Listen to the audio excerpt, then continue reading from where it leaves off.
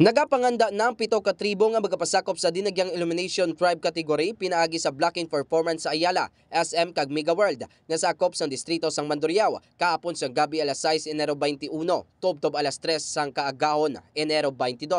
Naibluan nga ipagapatigayon ang nasambit nga kompetisyon o kon street dance sa 7 ka tribo alas 6 sang gabi sang Enero 26, 2024.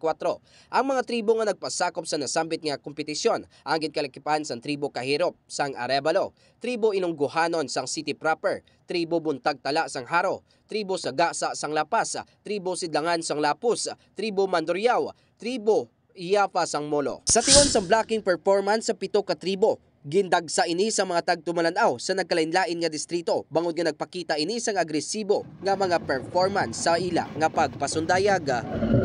Balita na gikan sa syudad sang Iloilo, ini si K5 Eric Canizares para sa kampiyon nga balita kung serbisyo publiko kag kalingawan sa Iloilo, K5 News FM.